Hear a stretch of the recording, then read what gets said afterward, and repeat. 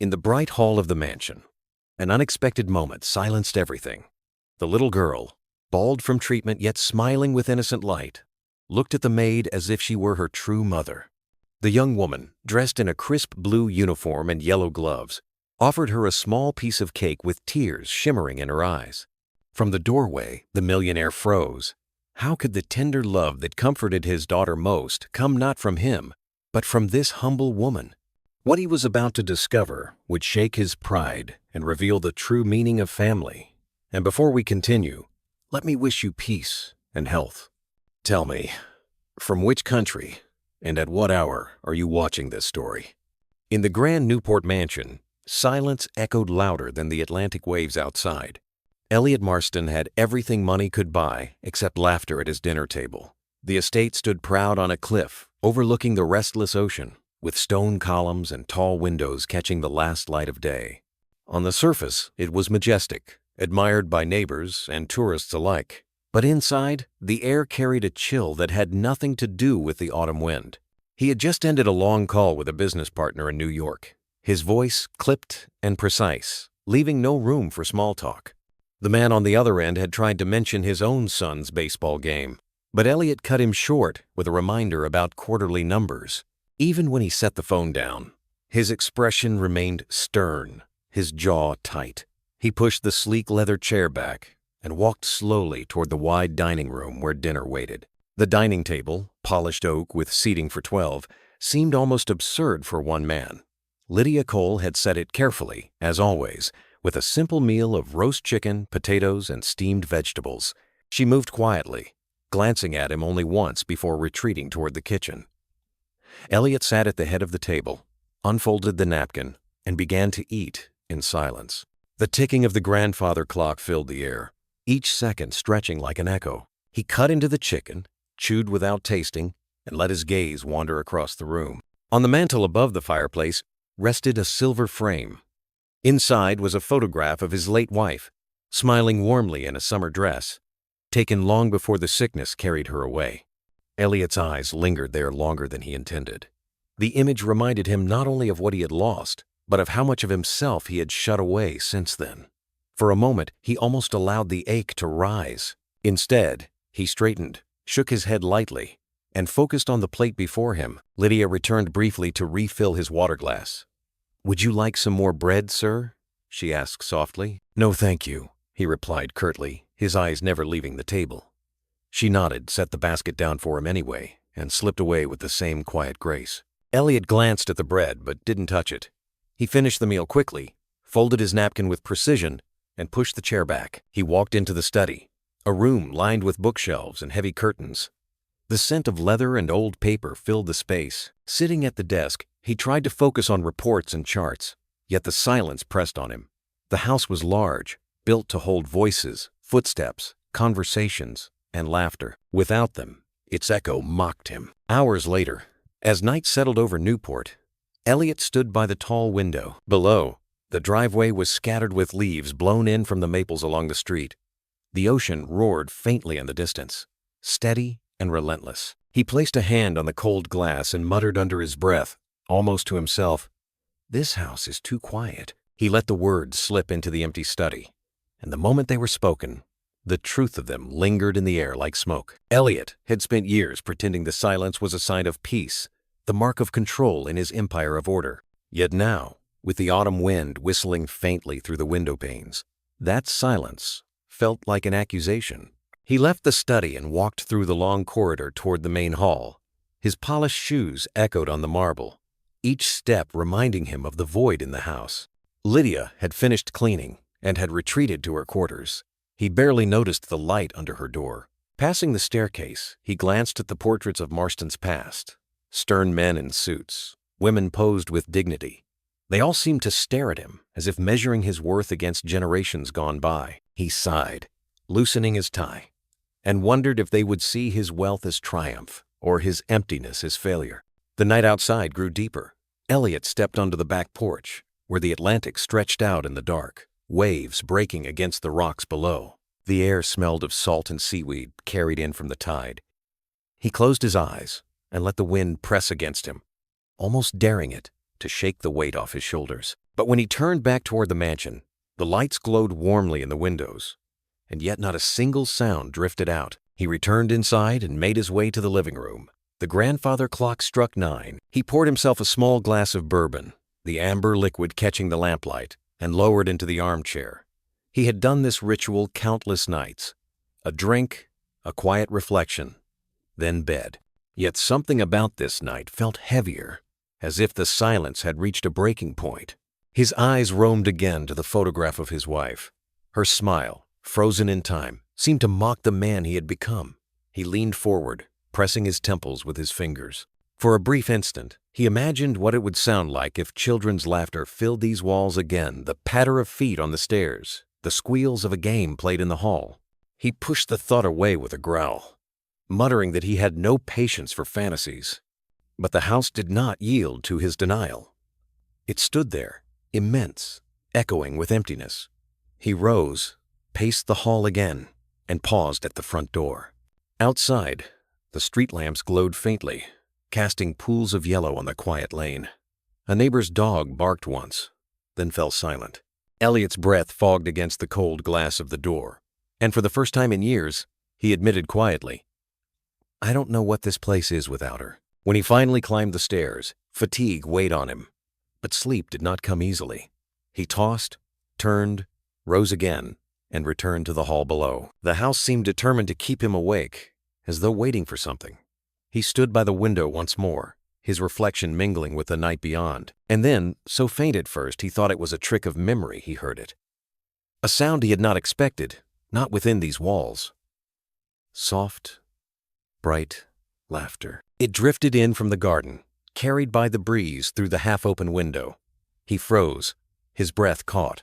Laughter, high and gentle, belonging to a child, a sound he hadn't heard in years, echoing through the very silence that had haunted him.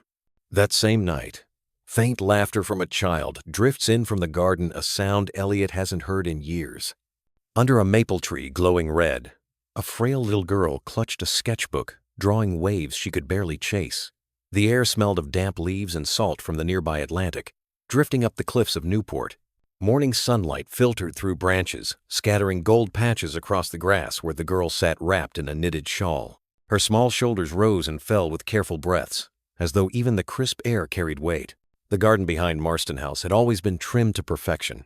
Elliot had paid groundskeepers to keep every hedge straight, every stone path swept, every flower planted according to season. Yet that day it felt different, not like a cold showcase for wealth, but a softer place, almost alive, because of the small figure nestled beneath the maple tree. Hazel's hands, pale but steady, guided a crayon across her paper. She bent close, tongue caught between her lips, adding loops of blue for waves and jagged lines of green for the shore. The ocean roared far below, but she captured it in silence, coloring a world she couldn't reach. Other children in Newport might have been chasing kites at Breton Point or riding bikes down quiet streets. Hazel had her sketchbook, and that was enough for her. Lydia Coles sat nearby, spreading a plaid blanket and checking every few minutes that Hazel's shawl hadn't slipped. She carried a small thermos from the kitchen and poured cocoa into a paper cup, steam curling into the cool air. "Here," she said softly, holding it out. "Careful, it's still warm." Hazel smiled and wrapped both hands around the cup. "It smells like cinnamon." "I grated a little on top," Lydia replied with pride, as though it were a secret recipe. "Every fall, my mother used to make it that way. I thought you might like it." Hazel took a tiny sip, her eyes lighting. "It tastes like cozy." From the porch steps, Elliot watched. He hadn't meant to linger. His plan was to take the car into town, maybe stop by the bank, check on one of his properties, and keep himself busy enough to avoid the hollowness of the house. But when he stepped outside and saw the girl under the maple tree, he stopped. Something in her calm focus, in Lydia's patient care, caught him. He adjusted his cufflinks, pretending he had simply paused to examine the garden, but his gaze stayed fixed on them. Hazel returned to her drawing. This time, she pressed harder with her crayon, sketching not just waves, but 3 tall figures standing near the shore, 2 larger shapes on either side, holding hands with a smaller one between. The lines were uneven, the hands misshapen, but the meaning was clear. She studied it for a moment, then turned the page toward Lydia with a look of innocent pride. "Is this what a family looks like?" Hazel asked. Her voice was soft, carrying more hope than knowledge. Lydia's chest tightened. She knew Hazel had asked questions before questions. She usually answered with gentle evasions, but something about the way the child held up that picture made her throat ache. Lydia forced her lips into a smile. "Yes, sweetheart. Something like that." Hazel tilted her head. "Do families always stay together?" The question cut deeper than Hazel realized. Lydia smoothed the girl's hair and answered slowly. "Sometimes they do. Sometimes life changes things. But when people love each other, they try their best to stay." From his vantage point, Elliot stiffened. The word family felt like a bell tolling in his chest, loud and unwelcome. He had long ago sealed away thoughts of family, telling himself it was easier, safer, to pour all of his effort into business and numbers. But now, in the rustle of autumn leaves and the faint sound of Hazel's voice, the word returned with force. He turned slightly, as if preparing to walk back inside, yet Hazel's gaze lifted. She noticed him there, standing stiff and polished against the white columns of the porch. Her eyes widened, and with a shy little smile she raised her hand, waving as though she had known him all her life. Elliot did not move at first. Her wave was small, tentative, but it struck him like a gust of cold ocean wind. No one had waved at him from that garden in years. He adjusted his posture, half intending to nod and retreat.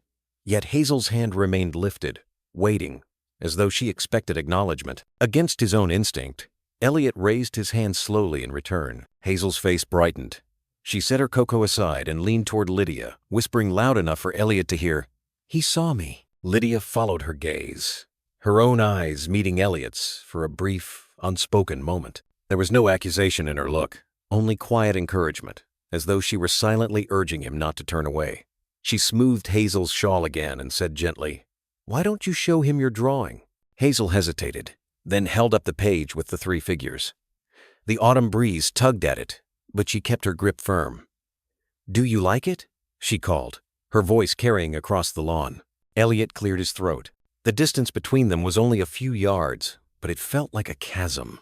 He considered answering with the brusque politeness he used in boardrooms, short, impersonal, but the eagerness in her eyes unsettled him. "It's very nice," he said finally, the words stilted, as though unused to leaving his mouth. Hazel beamed. She scribbled a few more lines on the paper, then looked up again. "Is it true you own this whole house?" "Yes," Elliot replied after a pause. Hazel tilted her head, studying him with the frankness only children possess. "Then, does that make you like the dad of the house?" The question pierced deeper than she could have known. Elliot shifted, his hand tightening on the porch railing. Lydia opened her mouth, ready to deflect, but Hazel's eyes stayed fixed on him, wide and wondering. "Maybe," Elliot said, voice rougher than he intended. He glanced at Lydia, searching for a lifeline, but she only held Hazel's hand tighter, her face calm. Hazel seemed satisfied for the moment. She lowered her drawing, carefully tucked the crayon back into the box, and leaned against Lydia's side with a sigh. Lydia brushed the girl's hair back, murmuring something soft and soothing, her presence steady as a heartbeat. Elliot lingered longer than he meant to, caught between retreat and approach, until the tension in his chest became too much. He turned slightly, ready to step back into the shelter of the house. As he did, Hazel's shawl slipped from her shoulders. Lydia bent to catch it, but a glint of silver fell into the grass. Hazel picked it up before Lydia could, holding it loosely in her hand. The bracelet was old, the metal worn but still bright in the sunlight. 2 small letters, engraved long ago, caught Elliot's eye. E.M. Elliot's breath stopped. It was a detail so small, yet unmistakable. He had not seen that bracelet in decades, not since he had given one just like it to someone he had once loved and lost. His gaze locked on the child, on the silver band resting against her fragile wrist. The world seemed to tilt beneath him. Hazel, oblivious to his turmoil, smiled shyly and waved once more. Elliot froze at the question. The sketchbook slipped from Hazel's lap, revealing a silver bracelet with the initials E.M.M. The beeping machines at Newport Hospital painted a truth money couldn't erase. Hazel's tiny heart was failing. The room she occupied was painted in cheerful colors, murals of dolphins and balloons covering the walls, but no decoration could disguise the sterile smell of antiseptic or the fatigue in her small body. Elliot stood near the window, arms crossed tightly, as if bracing against a storm only he could see. He had brought Hazel here in his car, driving carefully through Newport's narrow streets, past the diners and cafes where neighbors gathered. People waved as his sleek black sedan rolled by, but he barely noticed. His thoughts stayed locked on the sound of her breathing from the back seat, faint and uneven. Now, inside the pediatric ward, Lydia adjusted Hazel's pillows with practiced care. "Are you comfortable, sweetheart?" she asked, brushing hair from the girl's forehead. Hazel nodded weakly, then smiled, though her lips had lost much of their color. She clutched her sketchbook, the same one she had held under the maple tree, as though it were her shield. Dr. Raymond Carter entered with his clipboard, his presence calm but his expression serious. He had been Hazel's physician for months, and though his voice carried warmth, his words held weight. "Mr. Marston, Miss Cole," he greeted, nodding respectfully. "I wish I had better news. Hazel's condition is progressing faster than we hoped." Elliot straightened, his jaw tightening. "What are you saying?" "She needs a transplant," Carter said plainly. "Soon. We're talking weeks, not months. Her heart is struggling, and medication is only buying limited time." Elliot's instinct was to reach for solutions the way he always had, with resources, with influence, with sheer force of will. "I'll pay whatever it takes. Fly in the best specialists. There must be something." The doctor lifted a hand gently. "Money helps with care, but this is about compatibility. We need a donor, and the wait can be long." His tone softened. "I promise you, Mr. Marston, we're doing everything possible." Across the room, Hazel stirred. "I don't want to be a problem," she murmured. "I just want to dance at my birthday." Her words were quiet, almost lost under the hum of machines, but both adults heard. Lydia's eyes filled, though she kept her smile steady. She held Hazel's hand and said, "We'll make sure you have a beautiful birthday, my love." Elliot turned away sharply, staring out the window where the hospital lawn sloped toward the busy street. Cars passed. People carried grocery bags. Children tugged at their parents' hands, life moving forward, while his own world narrowed to this one hospital bed. He pressed a palm to the glass, but his reflection stared back at him with eyes that looked older than his 60 years. Hazel tugged at Lydia's sleeve. "If I can't dance, will you dance for me?" Lydia bent closer, her voice breaking slightly. "Yes, sweetheart. I'll dance for you any time you want." Elliot heard the exchange, and though he kept his back turned, the words tore at him. For the first time in decades, he wished desperately that money could rewrite reality. The afternoon sun dipped lower, casting a warm glow through the hospital blinds. Elliot remained near the window, but his attention never truly left the bed. Hazel's small frame against the white sheets looked fragile, like porcelain that could crack under the weight of a sigh. Lydia pulled a chair close and began humming softly, a tune that sounded like a lullaby from long ago. Hazel's eyelids fluttered, then opened again. "Can you draw with me?" she whispered. Lydia reached for the sketchbook and crayons. "Of course." She sat on the edge of the bed, letting Hazel guide her hand. Together they drew balloons, a slice of cake, and little stick figures holding hands. Hazel giggled, though her voice was faint. Elliot watched in silence, his chest tightening. The crayon marks were uneven, the balloons lopsided, but Hazel's smile as she colored was brighter than anything money had bought him in years. For a fleeting second, he imagined sitting at the edge of that bed himself, leaning over the paper, but the thought terrified him. Dr. Carter returned briefly, checking the monitors. "She's stable for now," he said, his tone measured. "But birthdays? Well, we'll have to see if she's strong enough." He gave Elliot a look that spoke volumes. There wasn't much time. After the doctor left, Hazel tapped her finger on the paper. "Will you come to my birthday?" She was looking directly at Elliot. The question caught him off guard. His instinct was to retreat into distance, to shield himself with formality. But something in her eyes, open and searching, stripped him of pretense. "Yes," he said at last, his voice low but steady. "Yes, Hazel. I'll be there." Her small hand reached across the bed, stretching toward him. For a moment, He hesitated. Then Elliot stepped forward, took her fragile fingers in his, and felt the faint strength that still pulsed through them. Hazel smiled faintly, then whispered as her eyes grew heavy, "Then I'll have the best birthday ever." The machines beeped softly, steady but delicate, like a metronome counting down. Lydia laid a blanket gently across Hazel and looked up at Elliot. Their eyes met, and for the first time, she saw a crack in his armor. The day ended with the hospital quieting, footsteps fading in the hallway. Elliot stood longer than he intended, staring at Hazel's peaceful face, until a nurse came in to dim the lights. As he left the room, he caught sight of the sketchbook on the chair, the drawing of balloons, cake, and stick figures waiting for a birthday. In the quiet corridor, Elliot exhaled, heavy with the weight of promises he wasn't sure he could keep. And when he reached into his coat pocket to retrieve his keys, he found something unexpected. Tucked there, as if planted by fate, was a folded photograph he hadn't touched in decades. The old photograph trembled in Elliot's hand, a memory he thought he had buried beneath years of ledgers and contracts. The edges were worn, the colors faded, but the image still held a power that stopped him cold in the hospital corridor. He unfolded it carefully. There, on a summer afternoon long ago, stood a woman with bright eyes and a shy smile. Her name was Claire. She had been part of his life when he was younger, before the wealth, before the relentless climb to the top. They had spent a season together in Newport, walking along the pier, sharing cheap diner meals, laughing about nothing at all. Then she had left suddenly, without explanation. He had never chased after her. Ambition had filled the space she left behind. Now, decades later, that photograph resurfaced, tucked into his coat pocket as though time itself had placed it there. And in the corner of the image, almost hidden by Claire's arm, was a silver bracelet. The same bracelet now, resting against Hazel's wrist. Elliot pressed his back against the cool wall, fighting the wave of realization. He remembered giving Claire that bracelet one 4th of July. The night fireworks lit the sky over Narragansett Bay. He had it engraved with his initials, E.M., clumsy but heartfelt. She had laughed, teasing him about being old-fashioned, but she had worn it every day afterward. His thoughts reeled. Could Hazel truly be?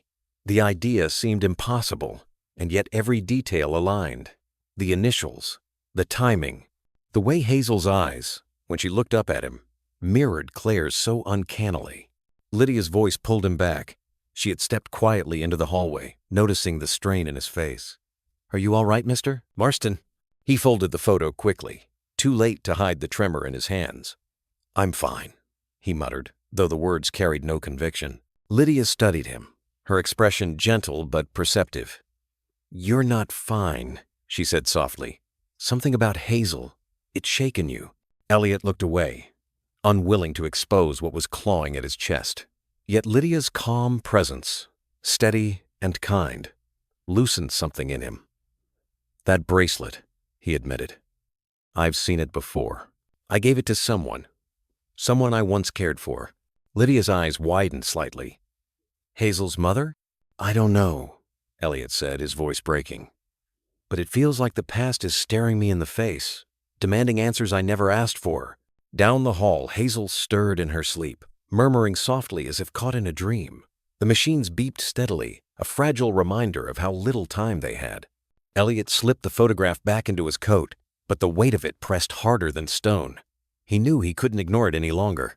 That night, Elliot drove back to the mansion in silence. Newport's streets were lit with warm lamps, couples strolling hand in hand, college students clustered around a late-night diner. The normal rhythm of life only deepened the hollow inside him. He gripped the wheel tighter, the photograph burning like a secret in his pocket. When he arrived, the house greeted him with its usual stillness. Lydia had already settled Hazel into bed before returning to her small room upstairs. Elliot wandered through the halls until he reached his study. The fire had died down to glowing embers, leaving the room dim and reflective. He poured a glass of bourbon but let it sit untouched. Instead, he opened a drawer and pulled out a leather box of mementos he had not touched in years. Inside were fragments of a life he rarely allowed himself to remember: concert tickets, postcards, faded notes. Among them lay a second photo of Claire, younger still, standing near the boardwalk. And again, that bracelet shone on her wrist. Elliot sat heavily, the weight of recognition overwhelming. Hazel was not just a child under his roof by chance. Every instinct told him she was connected to him by more than circumstance. The possibility terrified him. What if she was his daughter? What if, all these years, he had lived unaware, while she carried his blood and his legacy in silence? He pressed the heel of his hand to his eyes, fighting memories of the choices he had made, choosing ambition over love, profit over people. Claire's sudden disappearance now seemed less like abandonment and more like concealment. Had she hidden the truth from him? Or had he been too blind, too busy chasing power, to see it? Outside, the wind picked up, rattling the old windows. Elliot rose, pacing before the mantel where his late wife's photo still rested. Guilt and sorrow tangled inside him until he could hardly breathe. He whispered into the empty room, "Have I already failed her before I even knew her?" Upstairs, the faint sound of coughing drifted down from Hazel's room. He paused, listening, his heart clenching. The cough subsided, followed by the murmur of Lydia's comforting voice. He realized then how deeply the two of them were already bound together, as if family had been forming around him while he kept his eyes shut. Unable to sit still, he climbed the stairs slowly, each step heavy.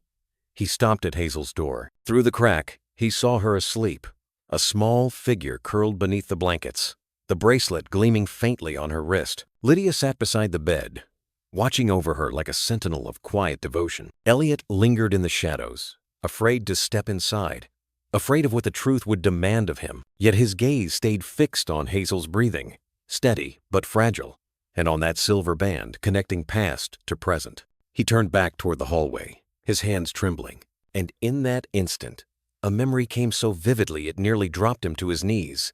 Claire's voice, years ago, whispering with quiet certainty, "You'll be a father one day, Elliot, whether you're ready or not." Balloons in soft shades of lavender and gold swayed gently against the white walls of Newport Hospital's recreation room.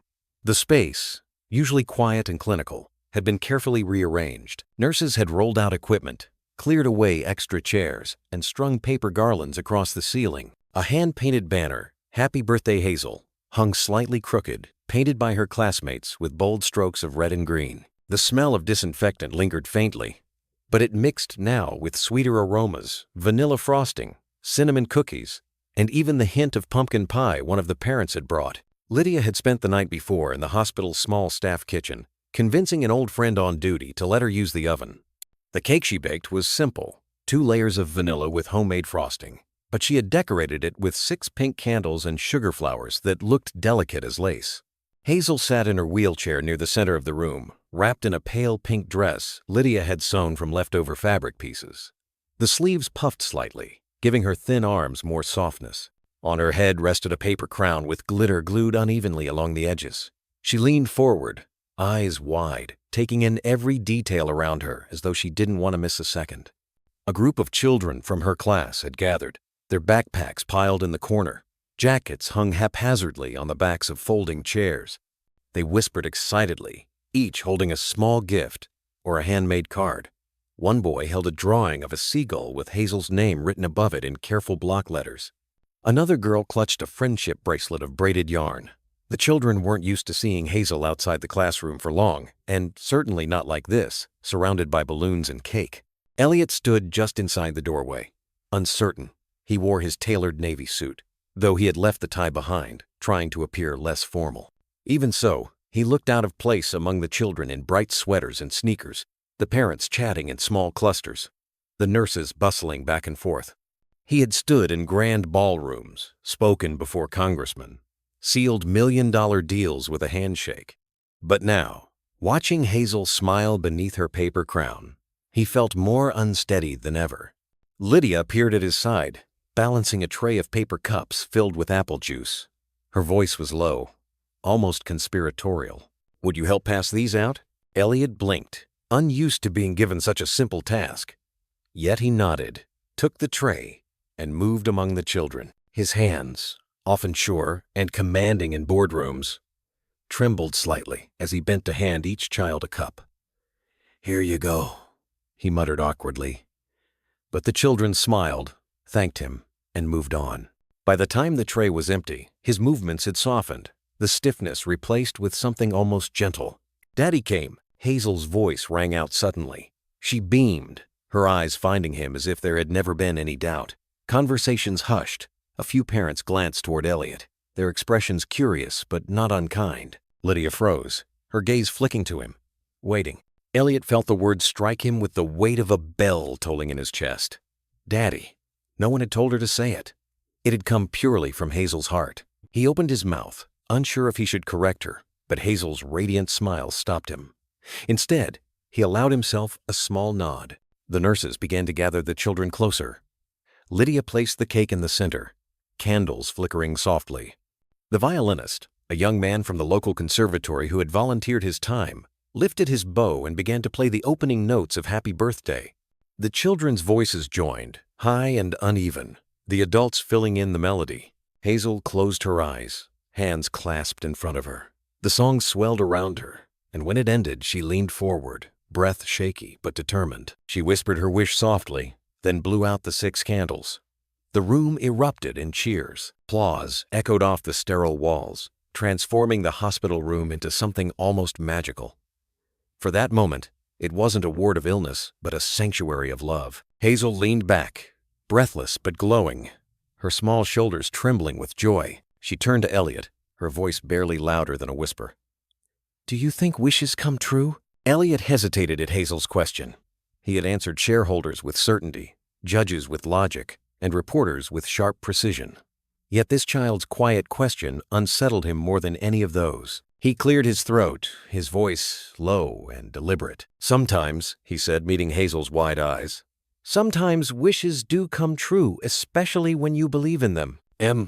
Hazel searched his face as though she wanted to be sure, then gave a tiny nod, satisfied. She leaned back into her chair, smiling, as Lydia set a plate of cake before her. The frosting smudged onto Hazel's fingers, and she licked it with delight. Around them, the room grew lively. Children crowded the table, waiting their turn. Lydia sliced carefully, making sure every piece was nearly the same size. Parents helped pass out napkins, nurses balanced trays, and someone turned up the violinist's tune into something quicker, brighter. A couple of kids began to twirl clumsily in the open space, sneakers squeaking on the linoleum floor. Hazel tapped her hand against the arm of her chair, keeping rhythm with the music. "I want to dance too," she whispered, almost apologetically. Before Elliot could respond, Lydia knelt beside her.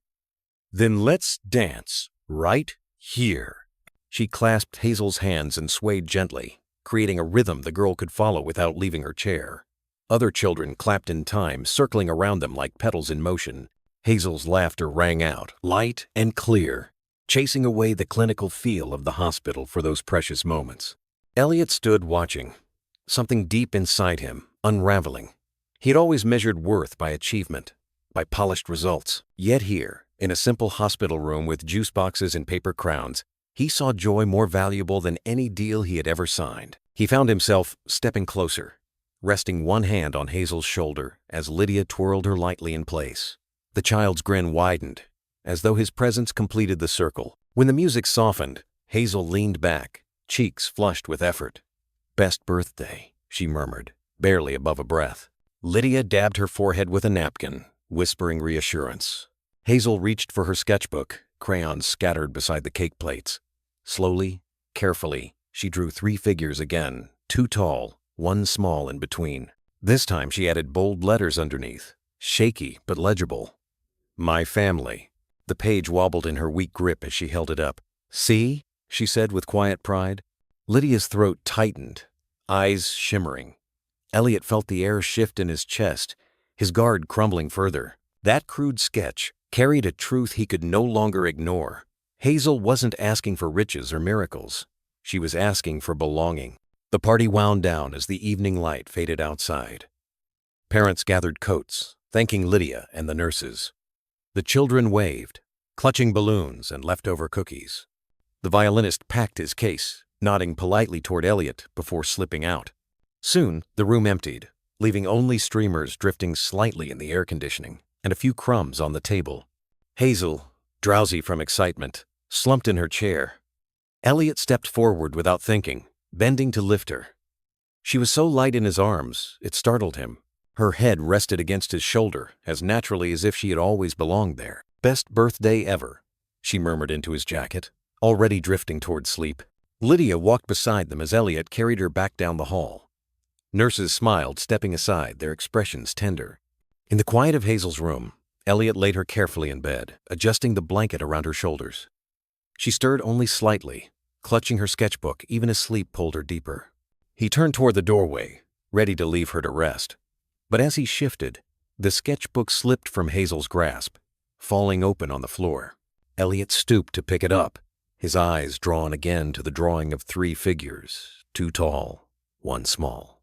Beneath it, the words, "My family," stared back like a declaration. As he closed the book, he noticed something else. A folded sheet of paper, tucked in the back pocket of the sketchbook. It slid free, landing near his feet. He bent to retrieve it, unfolding it with careful fingers. The photograph inside was old, edges curled, colors faded, but he recognized the face, instantly Claire, smiling in summer sunlight, with the same bracelet glinting on her wrist that now gleamed on Hazel's.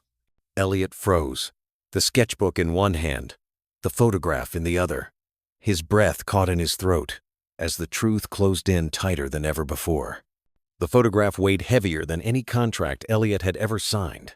He kept it tucked inside his coat as though the world might snatch it away. That night he barely slept. The image of Claire's smile haunted him, mingling with Hazel's face until he could no longer separate memory from present. By morning, Elliot found himself in Dr. Carter's office at Newport Hospital. The blinds were half drawn, sunlight cutting sharp lines across stacks of folders. The faint aroma of burnt coffee lingered in the air. Dr. Carter gestured for him to sit, his expression already wary. "I want a DNA test," Elliot said without preamble. His voice was steady, but his hands trembled against the chair's armrest. "Hazel and me, I need to know." Dr. Carter leaned back, fingers steepled. "This isn't a decision made lightly, Mr. Marston. Results can open doors that are hard to close." "I don't care," Elliot snapped, then softened, rubbing his temples. "I've ignored too many doors already." The doctor studied him a moment longer, then nodded. "We can run the test. It will take a few days for results. But before we proceed, Hazel's guardian must consent. Legally, that's Lydia Cole." Elliot exhaled slowly. He had anticipated resistance, but hearing Lydia's name drove the reality home. She wasn't just Hazel's caretaker. She was her anchor, the one who had stood steady through every storm. He would have to face her. That evening, after Hazel had fallen asleep, Elliot found Lydia in the hospital's small family lounge. She sat by the window with a cup of tea, the steam curling upward as she watched the lights of Newport Harbor twinkle in the distance. "May I sit?" Elliot asked, his voice quieter than usual. She nodded, though her posture remained guarded. He placed the folded photograph on the table between them. "I found this in Hazel's sketchbook."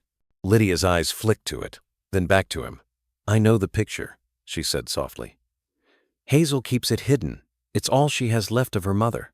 "MC?" Elliot's throat tightened. "Claire," he whispered. Lydia nodded slowly. "She never told Hazel much, just that her father was complicated." For a long moment, silence stretched between them, broken only by the hum of the vending machine down the hall. Elliot finally spoke, his voice raw. "I need to know if Hazel is mine. Dr. Carter can run a test, but I need your consent." Lydia studied him, her gaze steady and unflinching. "And if she is?" Elliot hesitated, the weight of years pressing on his shoulders. "Then I failed her once already, and I won't fail her again." Lydia's hands tightened around her teacup, the steam fogging her glasses slightly. She set it down, folded her arms, and leaned forward. "Hazel has been through more tests, more needles, than most adults could bear. I won't put her through another one unless I believe it will truly help her." Elliot met her gaze, unflinching for once. "I'm not asking for me. I'm asking for her. If she is my daughter, she deserves to know the truth. And if she isn't, then I'll accept it. But either way, she won't face it alone." The conviction in his voice seemed to surprise even him. Lydia studied him a moment longer, then nodded slowly. "All right, we'll do it. But if you're part of her life, Elliot, it can't just be when it's convenient. She needs more than a name on a chart. She needs a father." The word struck him harder than any boardroom battle. He swallowed, then whispered, "I'll try." The next morning, Hazel sat in the pediatric lab, crayons scattered on her lap as a nurse prepared a small needle. She wrinkled her nose. Another one? This one's special, Lydia soothed, stroking her hair. It's just to check something important. Elliot stood nearby, awkward but present. He bent down, his voice gentler than Hazel had ever heard it. I'll do it too. See? We'll both be brave. Hazel blinked at him, then gave a tiny grin. Like matching Band-Aids? Exactly, Elliot said. The nurse swabbed her arm, drew a small vial of blood, then repeated the process with Elliot. Hazel watched closely, her little face lit with triumph when he flinched slightly.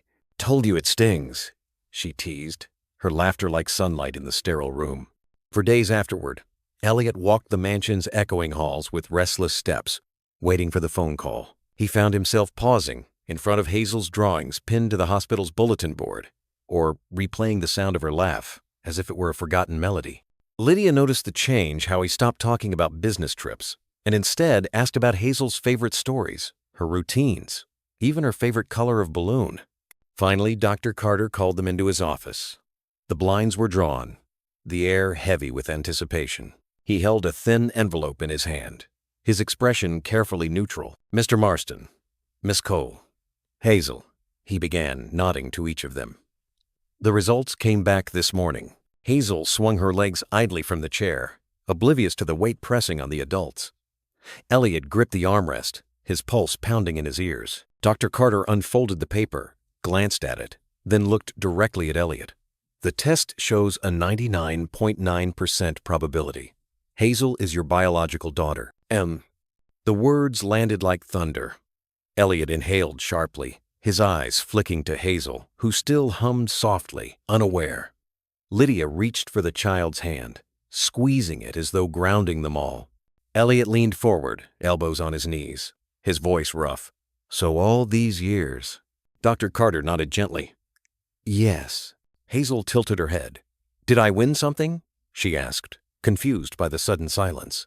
Elliot let out a shaky laugh, the first real laugh in years, though it was tinged with tears. Yes, Hazel, he whispered, his throat tight. You won me. But as he said the words, the doctor's tone shifted, sober once more. There is something else. Hazel's condition is critical. Knowing her biological connection could expand donor options, but time is running short. The air grew heavier. Elliot reached for Hazel's hand, her small fingers curling into his without hesitation. He had come seeking answers. Now he had them. But with the truth came a new urgency, and a choice that would test not just his blood, but his very heart. The weight of the DNA results lingered like an echo in Elliot's chest. Hazel was his daughter. No more speculation, no more distance to shield himself with. Yet the truth carried a brutal shadow. Her little heart was failing fast, and science gave no mercy. Doctor, Carter's words replayed in Elliot's mind as he walked the long hallway of Newport Hospital that evening. Time is running short.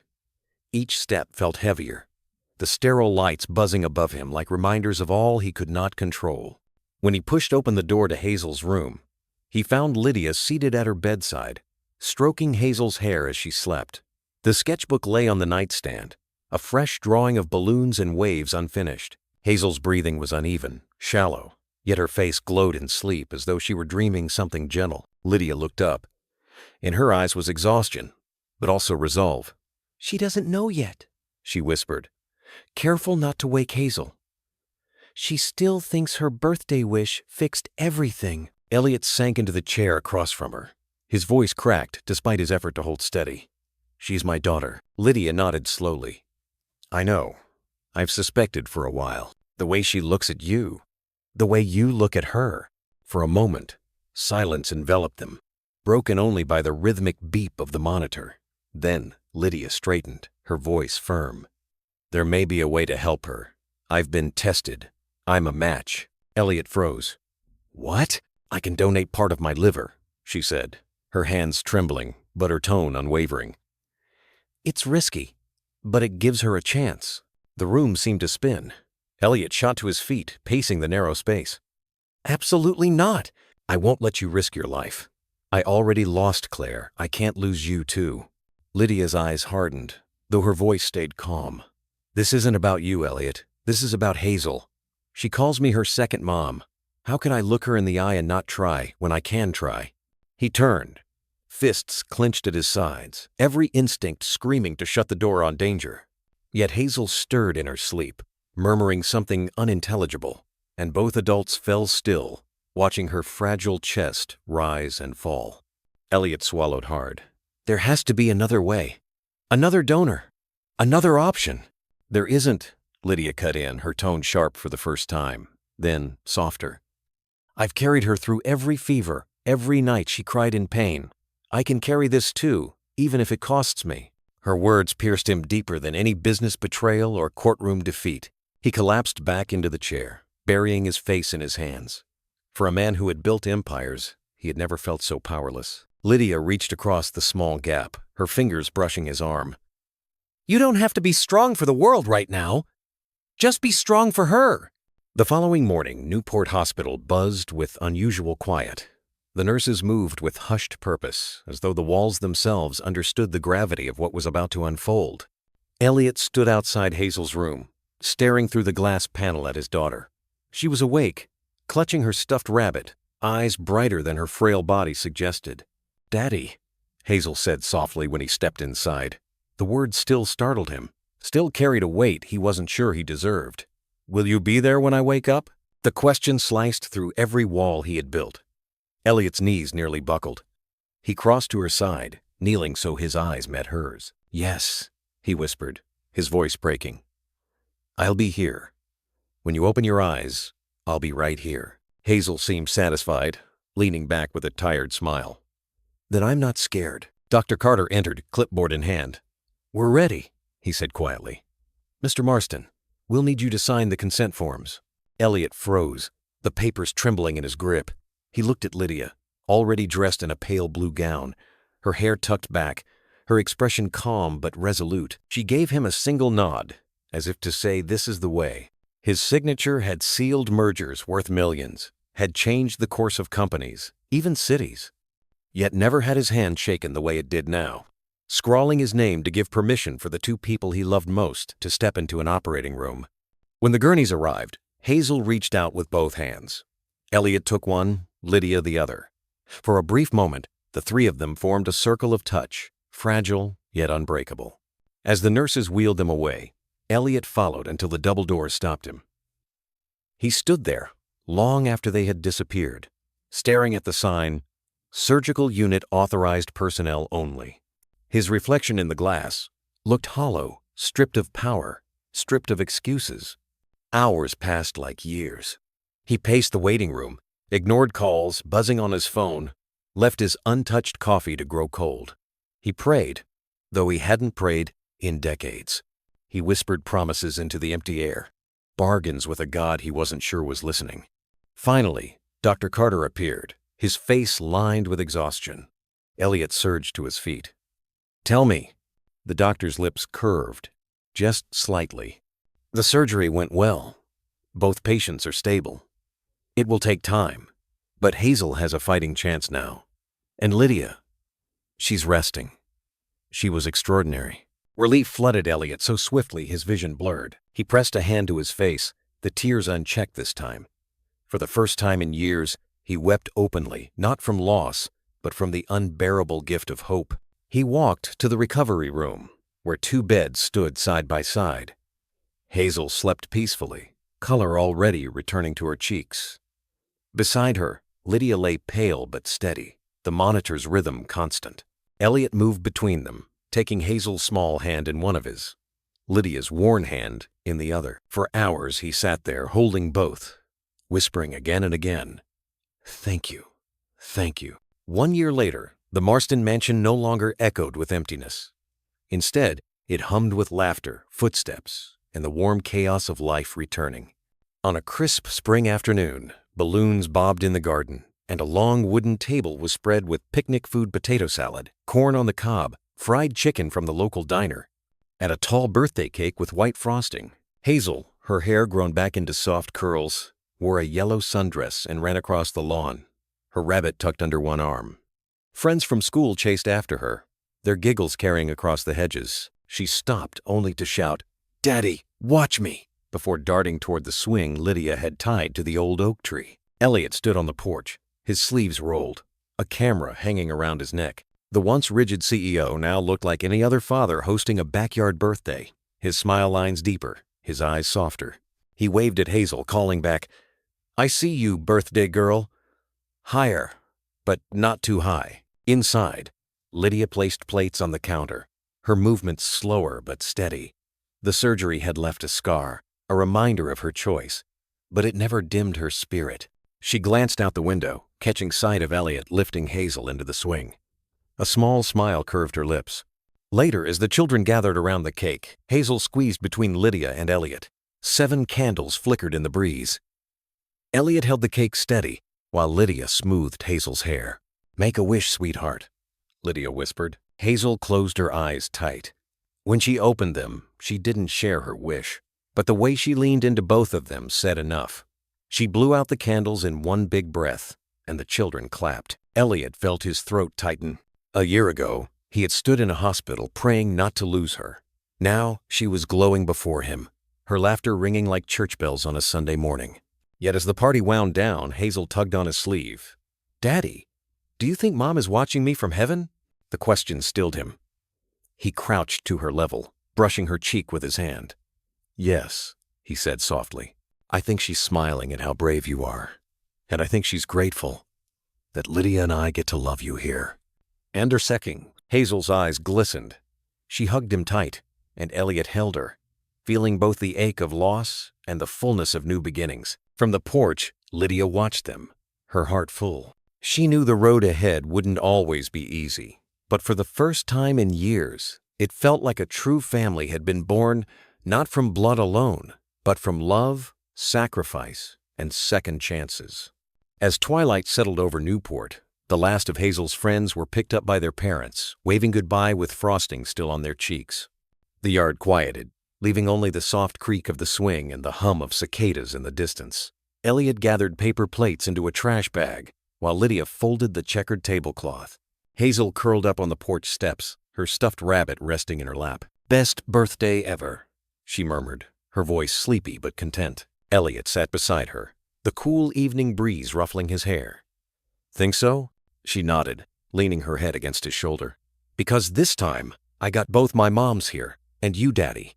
The words struck him with a tenderness so sharp he had to look away, his eyes burning. Lydia joined them, lowering herself onto the step on Hazel's other side. Hazel looped her small arms through theirs, pulling them into a clumsy, perfect embrace. For a long moment, they stayed like that, watching the sun sink below the horizon, painting the sky in streaks of gold and lavender. Elliot thought of all the nights he had wasted chasing numbers instead of moments like this. He whispered almost to himself, "Never again." Lydia heard him. She placed her hand over his, steady and sure. "You're here now. That's what matters." Hazel stirred, half asleep, and mumbled, "Family forever." The words hung in the air like a benediction. Elliot tightened his hold, feeling the truth of them settle deep in his bones. He had come to the brink of losing everything, and instead, by grace and sacrifice, he had been given back more than he deserved. Inside, on the mantel above the fireplace, sat a framed note, the one Lydia had written before her surgery. "If I don't wake, remember I said yes." It remained there not as a reminder of fear, but as a testament to love's power to save. Neighbors walking past the mansion that night might have heard laughter, faint but real, drifting into the street. They would not have guessed that behind those walls, a story of redemption had been written of a father who learned too late, but not too late, of a woman whose courage rewrote the future, of a little girl whose innocence healed broken hearts. And for Elliot, Lydia, and Hazel, the mansion was no longer just a house of stone and silence.